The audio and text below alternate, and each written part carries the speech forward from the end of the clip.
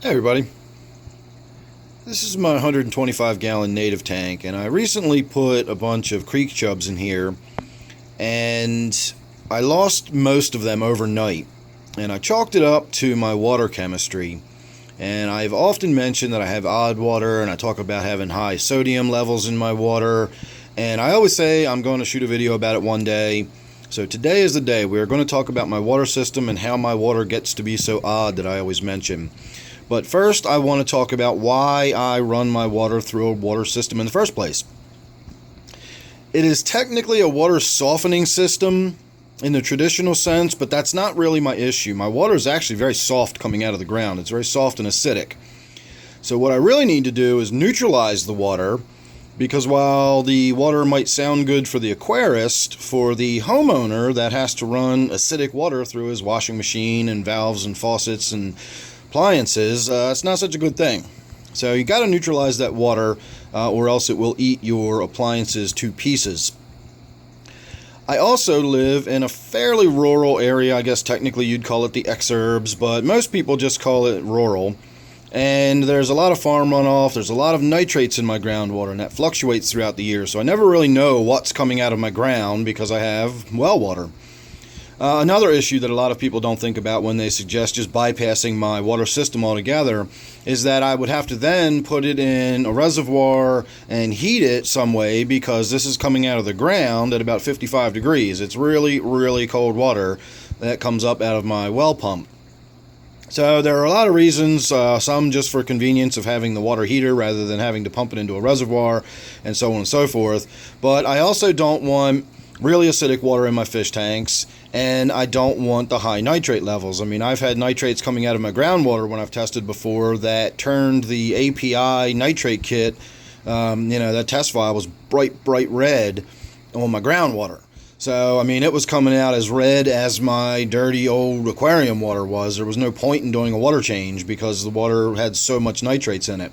So I had to do a few special things over there to get the nitrates removed from the water as well. So let's go over and have a look. This won't be particularly pretty to look at, but it's where all the nuts and bolts are and where all the magic happens. Alright, we are going to start with this big blue tank here. And that is my well extrol tank. That's where I get all of the water pressure in the house. And the way that works is, as the water pumps in from the bottom, there's a bladder in the middle. And as it begins getting pushed upwards from the rising water, it compresses the air in the top of it. And that compressed air is where I get my water pressure.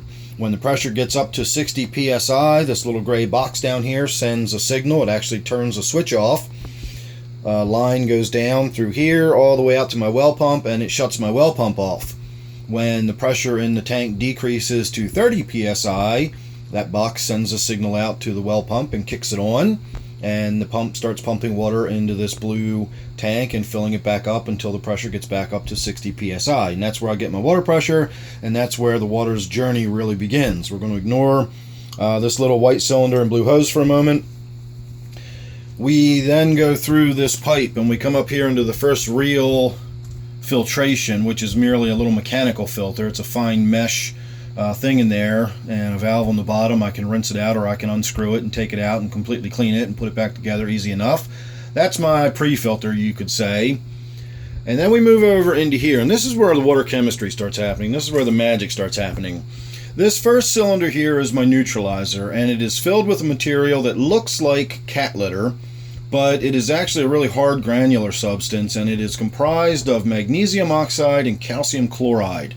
So what that does is it takes my very soft acidic water and it brings the hardness up, which raises the pH. And if you can see that valve right there, I can adjust how much water flows through the tank versus bypasses it, and that allows me to set my pH wherever I want it. And I can set my hardness wherever I want it. So I set the pH at about 7.3, and what that does is it adds a bunch of calcium and magnesium to my water, which makes it much harder. So it goes from there into this next canister, and that is my water softener. And that removes all of the calcium and magnesium that I just put in it. And the way it does it is through an ion exchange resin. there is a resin in there that it holds a permanent negative charge, and that negative charge hangs on to a positive sodium ion. And then as the water comes through and it has the magnesium and the calcium in it, they have a much stronger positive charge than the sodium, so they knock the sodium off and bond to the resin.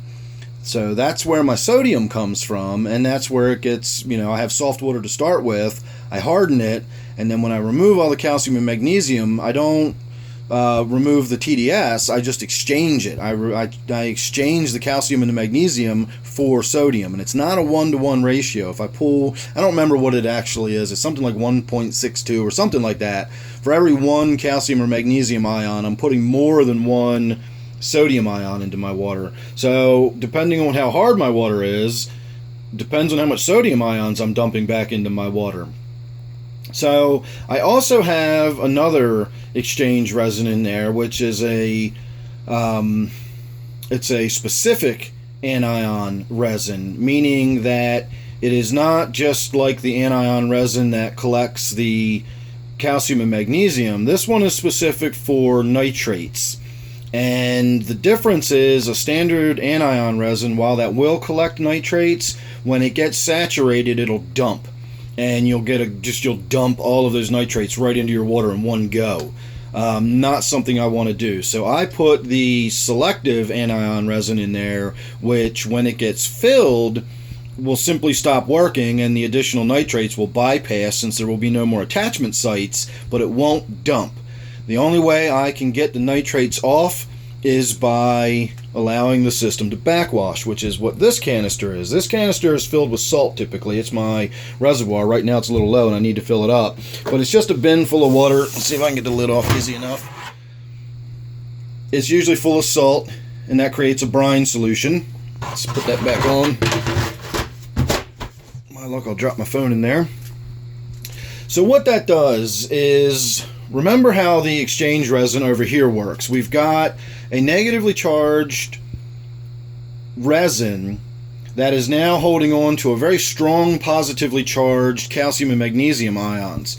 The idea is we flush it back with a brine solution, and we simply overwhelm the resin with sodium ions, and there's so much sodium ions in there that they actually begin knocking all of the magnesium and calcium ions back off of the resin and flush it out into the water.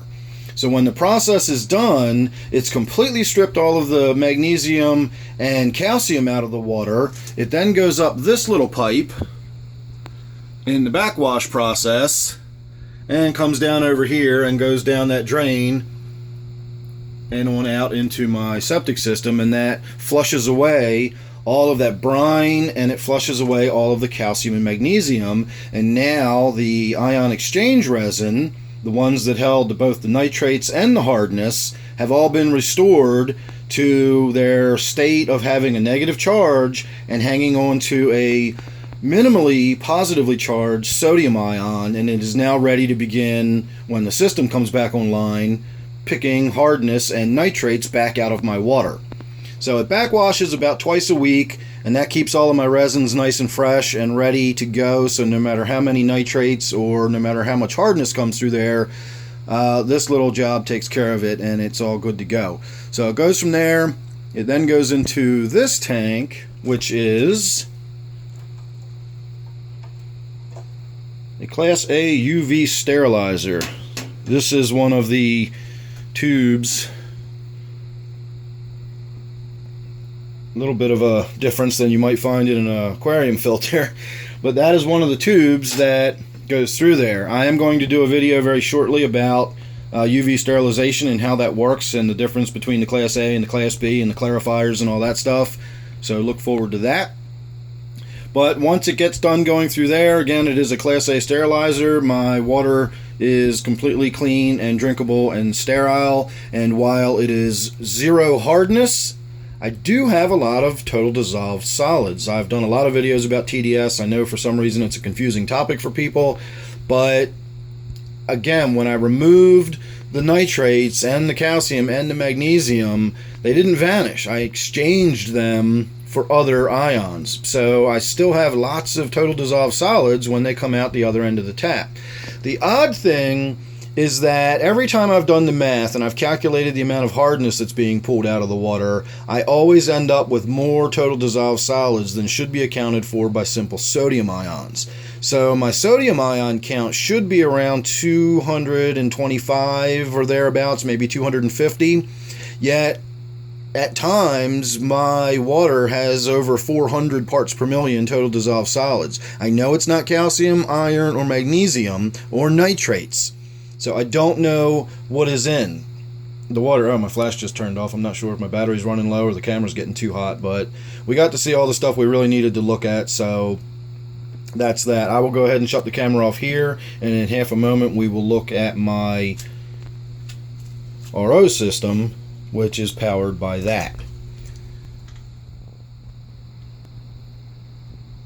Alright, it turns out we were just overheating. My battery is fine. Now, I said powered by that, but I should have said that that is simply the pressure canister for my RO system. It does exactly what that one does. It just only holds about 3 gallons, and it's just enough to make my coffee in the morning or cook with or whatever. We have a line that runs on up and goes upstairs, and then I have another line that runs down here and all the way down there, and I have a reservoir where I keep RO water that I use for certain things in my aquarium, like making my brackish water or using it for top off. Now, this is just an RO system. It's not a deionizer. The deionizer removes those last few ions through electrical charge mechanisms. This is simply an RO unit, and it's a physical mesh. It's a very, very, very fine mesh, and water is pushed through it so hard that it scrapes any molecules hanging on to the water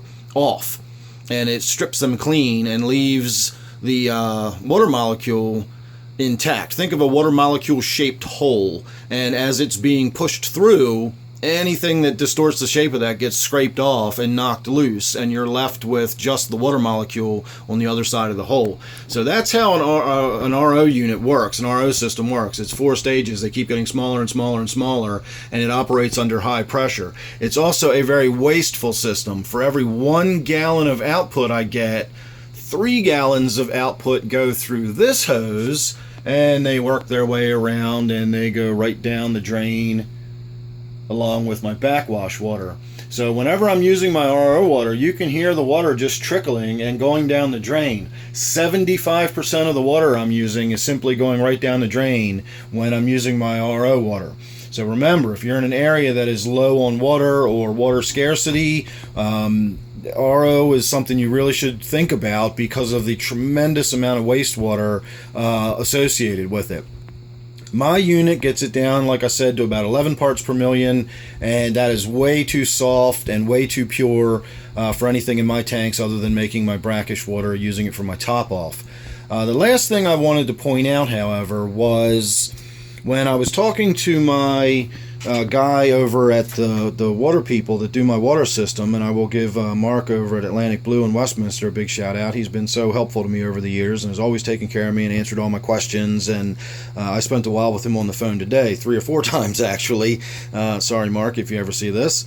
What he was telling me today I found pretty interesting. I live in a fairly rural area, which is why I've got the nitrates in the groundwater. But he no longer stocks or uses the selective anion resin because it doesn't work very effectively anymore. It binds the nitrates in the groundwater, but we're getting so many chlorides in the water now that the chlorides are actually overwhelming the ion resin and knocking the nitrates back off and into the water. And they've been running into issues with that. So now for people with high nitrates in their groundwater, what they recommend is using an RO system to get the nitrates out rather than a traditional ion exchange resin. So I do test my tap water on a fairly regular basis. I probably test my tap water for nitrates as often as I test my tank water for nitrates, just to keep an eye on what's going on, make sure my system's functioning properly. I test the pH of my water. I'm able to run water directly off of this valve down here, and through this red hose I can get groundwater and compare the hardness and the TDS of the groundwater versus what's coming out of my tap, and that gives me an idea that everything is functioning and doing its job properly, so on and so forth. So that's about it for my water system. We are going to go back over and have another look at the tank, and we will wrap up with a few last thoughts. So now that you know what my water consists of and why I have the sodium in it and why I say it's odd and so on and so forth, now we can talk about why my water is versatile and useful. I've shot a video about this a long time ago, so it's time to update it, I suppose. But the sodium ions in the water actually help buffer the fish's health. I'm not saying that in the buffer sense like a pH buffer. But what do we always do when fish become sick or stressed? We always add salt. Everybody always suggests adding salt to the water. There's a reason for that. And the reason is, in fresh water, especially when it's soft water, the softer you get, the less salts you have in the water, and the harder the fish have to work to take salts up out of the water. This all has to do with osmoregulation. I've shot other videos about osmoregulation. It gets a little more complicated. I'm not going to get into it at the moment. But fish need salt. Just like we need salt, it's an electrolyte. We need sodium in our diet, and so do the fish. They need sodium in their water. And they need calcium, they need magnesium, or what have you. So fish are constantly working to pull the very, very tiny amounts of sodium out of the water. Some fish do it more than others. Some fish need less sodium than others, but all fish need to pull some sodium out of the water. And if they're already struggling with some sort of illness or their immune system is compromised, adding some additional sodium to the water just makes it that much easier for them to draw the sodium out of the water. So it's not that the sodium itself is doing anything in particular to the fish. The fish is getting the sodium it needs, but by adding a little bit of aquarium salts, you're adding some additional sodium to the water, and that's taking some of the work off of the fish's body and allowing it to focus that energy on healing. And it just is a stress reducer for the fish. So that's why it's usually recommended to add salt to your aquarium water if you have sick or stressed out fish. So in my case, I'm playing like a weird little juggling act. I don't have any fish like discus that really should be in super, super soft water. And I can't, because despite the fact that if I do a hardness test, I'll get 0, both on general and carbonate, I've still got a lot of dissolved solids in my water. Sodium does not account for hardness. So that's where the water gets a little bit weird. If I've got really soft water fish, I can't keep them in my water, oddly, because it has 0 hardness and way too much sodium for something like a discus or a GBR. I've had trouble with cardinal tetras. I have trouble keeping wild-caught cories. And it's because, I believe it's because of the additional sodium in my water. However, fish that need, say, 5 degrees to 10 degrees hardness, 12 degrees hardness, they do just fine in my water, because even though the water is too soft for them, the additional sodium ions in the water actually buffer a little bit of that softness for them, and it allows them to adjust a little bit easier. So I've got water that will allow medium soft water fish, fish that maybe need a 6.5 pH and fairly soft water, all the way up to fish that need medium hard water. I wouldn't attempt to keep African cichlids or, any true hard water fish in my tanks, but I can keep fish that should be in, 10 or 12 degree hardness and a pH of, 7.6. They can stay in my water just fine, and it's because I've got all that additional sodium ions in there. So it's not ideal. It's not exactly how I would want my water if I had my choice of how to set it up. But when you're dealing with that kind of water, and the big thing is I got started long before I understood anything about water chemistry. I mean, I had multiple tanks before I even understood what the nitrogen cycle was all about. So the water chemistry came much later, and my understanding of my water and my water chemistry came as a result of having a lot of issues with a lot of fish because I didn't know what I was doing with my water. I went around and around and around and around for months trying to get my water sorted out and figured out what was going on. That's why I bought the RO unit in the first place before I realized I didn't even need it. I tried using RO water at one point, and I wound up killing a bunch of fish because I dumped so much soft water in the tank.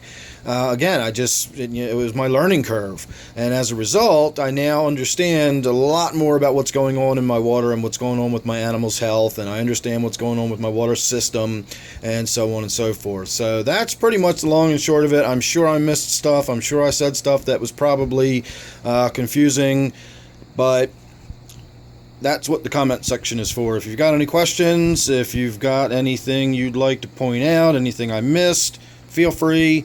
Thanks for watching. I hope you enjoyed. This is my angelfish tank, in case you hadn't guessed. Thanks a lot. See you on the next one.